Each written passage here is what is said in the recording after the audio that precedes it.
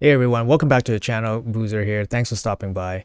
Today's video, I want to go over my top 10 picks for champions that are extremely useful in this game that require absolutely zero books to perform what they need to do. Of course, with books, they will perform better, but without books, they perform perfectly fine. So let's jump right into this top 10 list. Alright guys, so here we go. We're in the index. We're going to jump into the dwarves faction, and this is my pick for the 10th spots in this top 10 list. It's actually going to be Mogi Tankard. So actually Molly is actually a really solid champion, especially for Hydra to provoke the Head of Decay. She's also very useful in Arena as well as your kind of like your second champion that comes after your Arbiter boost. She can lock down the enemy team with her AoE provoke. That's touchless, so there's no weak hit or anything like that. You don't need a book in here. Of course, it's nice to have. She also has a revive that requires books as well. But if you're playing Arena, you don't really use this move that often, and definitely not more than once. So you can definitely get away with no books in Mogi. For Hydra, of course, you want her to have a the maximum, the least amount of turns possible for her provoke. So having a cooldown reduction on her provoke will be useful in Hydra. However, if you just plan to use her in Arena, for example, she's perfectly fine without any books, and she works super well that way. All right, so for the 9th spot, I'm going to hop over to the Shadowkin faction, and we actually have Kyoku here. Kyoku is actually another champion that's works perfectly fine without any books. So what she brings is she has this really cool passive where if this champion is hit with a critical hit, it heals the allies by 50% of their max HP, then places increased defense on all allies. So basically, if your team, if she gets hit, she will place the increased defense, similar to Seeker, how Seeker does it. She also has a ally protection for your whole team, and then she plays block damage on herself. So her value comes from this passive, and where you can use her is basically in a go second Arena team. So similar to Seeker, you can use her in a go second team. It places increased defense on your whole team when she gets hit with a critical, and then you can use her ally protection one time. So she doesn't really require to do really anything else other than to protect your team from the initial hit, because your team's a go second. In that regard, she actually works very, very well. She's very tanky. She has good base stats and all that. But you know, she can do this totally without any books. So definitely consider her for any kind of like go second team shenanigans for your Arena teams, maybe tag team, for example. She works really well. She has a kind of like Vogoth-ish heal, and with the Seeker-ish increased defense. And then she has the active ally protection, similar to like Sandlash. But honestly, I kind of prefer one of those other champions, since they do those moves specifically better than her in some cases. But I can see her being very good, and she definitely doesn't need books to be good in those cases that I just listed. All right, so number 8, moving back to the dwarf faction, we are looking at Mr. Goffred himself. I love this guy as kind of a budget, again, go second type champion to go second type teams that you build for Arena. He has another insane passive here. Doesn't need any books into any of his skills. Of course, books will help, but his main thing is this passive. When this active effect, actually, if an ally is killed by a fatal hit, block damage, it blocks the incoming damage and it places block damage. So it basically saves one of your champions when they die. He only gets to use this once. It's on a 4-turn cooldown. There's no way to reduce it. He doesn't need any books for this to work, and he's, you know, a huge lifesaver for go second type teams. So you can save your nuker, for example. And then of course books will help him out, like gives them increased debuff chance. Like he's only 75% chance to stun. You can boost him up to 100% if you put books. He's going to perform better, but he definitely will perform totally fine just with this passive alone. Like I said, in Arena go second teams, he's very, very good. Especially if you're lower, lacking a bit in the roster, for example. He's definitely good as a budget option in that regards. All right, number 6 on my list here, I got Sylvan Watchers. I've actually just had a couple of videos on this guy. He's actually really good. Green Warden Ruark, he doesn't require any books for what you use him for, and he's actually really good just because of his A1. His A1 transfer all debuffs from the champion to the target, heals this champion by 5% of the max HP. He's really tanky. He has passive healing in his kit, so he can heal himself. He has passive healing on his A1, and his A1 is really good in just transferring debuffs. So the way he works, or the way you want to use him, is against the dragon, the hard dragon. So the hard dragon will spray poison onto you, and then Ruark can just A1 the poison back onto the dragon. So this way, you're basically loading up Ruark with poisons, and then his A1 will just send them all back to the dragon. It's very good, and yeah, I've used him in a couple spots already. He cleared a Centrano city by himself against dual bosses, and yeah, like I said, you can definitely use him in a quick dragon hard team as well, just with this. And he doesn't require any books to do anything for those purposes, right? Like you can get him some books here if you want to use this for other purposes, but to defeat the dragon hard, you just need his A1, and he doesn't need any books for the transfer debuff. So very good. Green Warden Ruark comes in at number 6. All right, sorry about that. Green Warden Ruark actually is number 7. So number 6 is a bit of a toss-up here, but I'm going to throw number 6 in on the Undead Hordes, and we got Necrit the Great. So Necrit the Great, he doesn't need books to do what he needs to do, right? His passive, he'll protect your weakest champion with all his good stuff. He protects them.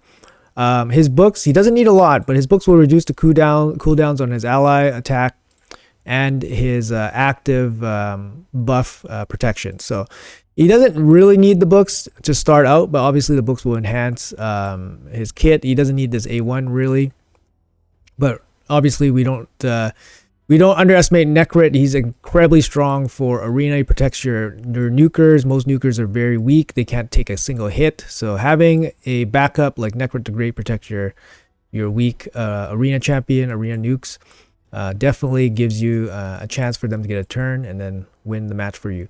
So Necrit the Great comes in here at number 6. All right, number 5. This was a toss-up. Staying within the faction, I put Ultimate Death Knight as number 5. I think Ultimate Death Knight, he's probably less generally good than Necrit, but I think Ultimate Death Knight is a harder counter when he is good. So as for books, he definitely doesn't need any to perform his ability. His key ability is his passive skill, where single target hits will go into him. Obviously some books will help him with his healing and his AoE attack, but you know, he takes 10 books and he definitely doesn't need any to perform his role, which is be a human meat shield against those single target attack based champions, and he works extremely well. So I think Ultimate Death Knight and Necrit, probably a bit of a toss up, but they come in both at number 5 and 6 on this list.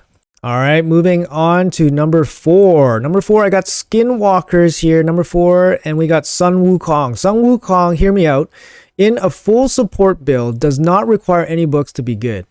In a damage build, yes, he'll need books for additional damage on all his skills, but as his support Sun Wukong, he does not require any books.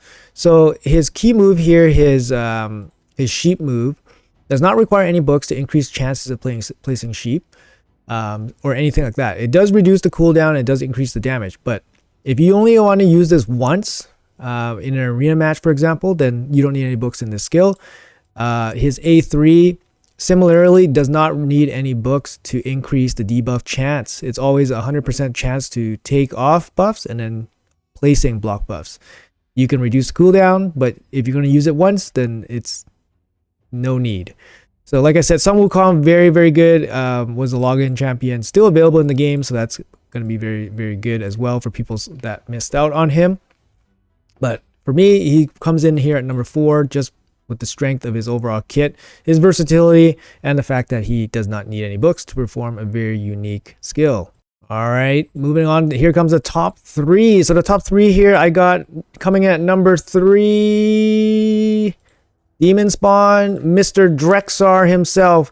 Once you get this guy from the bazaar, he is a lifesaver. He's a godsend. He's incredible. When you can get him, hopefully you're starting to progress through the Doom Tower on the harder difficulties. And he is incredible there because He can take on most of the bosses by himself. He can take on all the waves. His damage comes from his Fiery Blood passive, where he has a chance to place the HP burn once he has hit. And of course, HP burn will slowly whittle down bosses and waves. So basically, you just make him tanky, let him get hit, make sure your team survives, and you will eventually be able to beat whatever content you put him in against. He doesn't need any books here. Of course, books will help increase the chances of him landing the debuffs. His A2 is actually really good. An AoE provoke on a 3-turn cooldown is very solid. And then his A1, just damage books here. Definitely don't need books for him. I ran Drexar Blood Twin for a long time without any books. He's basically just used exactly as it's described. He's just there to soak hits and then just whittle down the enemies with the HP burn. Excellent against Doom Power bosses. Excellent against bosses in general. Albeit a bit slow, of course. But once you get him, if you get him early or at the point where you're supposed to get him, he's incredible. So moving on. All right, coming in at number 2, a very recent addition. Going back to Shadowkin, I'm going to take Lady Mikage here. I love this champion. The fact that she's a fusion for everyone gives everyone access to an incredible champion that does not require books, but of course she will be much stronger with books. She does not require books because she has so many moves that are so good in her kit. You can definitely find a use case for her in many areas of the game.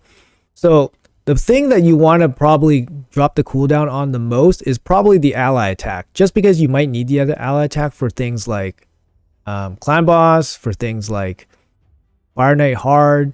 So this is probably the most important one. Her other skills don't necessarily need any books at all. She doesn't require too many books, and each book actually has very good value mostly, but she doesn't need any books.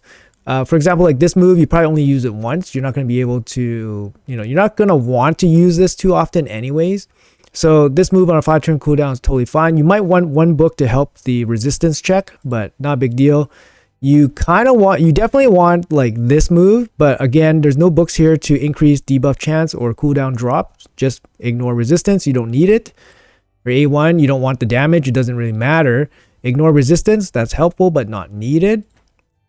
And then, like I said, back here, her ally attack is what you want the cooldown in. However, it's not needed. And here, again, damage not needed. Ignore resistance. Nice to have. Not needed. So, Lady Mikage, incredible champion. She's free, meaning you'll eventually get her, hopefully. And she doesn't need any books. Right out of the box, you can use her. She'll be a great, super fun champion. Great in live arena, great in arena, great in PvE content. Especially if you have Mishinaki or Haruma. Her A1 sends, Shadowkin faction unit into the enemy. Very, very strong A1. Incredible A1. Just an incredible champion, but she only comes in here at number 2. Who could be number 1 champion that does not require books and is still great at the game? For that one honor, we're going back to the High Elves. We're going back to the beginning. You guessed it, guys. Miss Arbiter herself. Arbiter does not require books to perform her duty, which is boost your team with the attack up, turn meter boost, and then just win speed races and win you the match. Super important champion, especially when you first get her. I mean, she's, even after all these years, they cannot kill fully the speed meta. She's still in the arena. She's still good.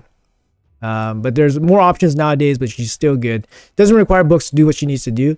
Cooldown reduction here would be great because that basically speeds up your team. She can boost the turn meter and all that. But if you're going to use it once, win the race, use it once. You don't need to book her. Her revive definitely could improve with books, but not necessary, especially if you're winning the race and then you just win the fight. You never need to revive anyways. And if you need to revive more than once in a single fight, then you're probably in tough in that fight. The other books into her other skills definitely are not necessary at all. Totally usable without any books. I know many people run her without books and for many years, and they still continue to do so because her main role is just to win the race, go first, boost your team, and win the fight. So there it is, guys. Let me know in the comments below what you guys think about my top 10 list. These champions, like I said, I wanted to restrict it to legendary only, but these champions don't require a single book to be usable and good at their intended use. So that's kind of like what I use to make my choices. Let me know in the comments below what you guys think. Thanks for watching the video. I appreciate you all. Have a great day, and I'll see you guys in the next one.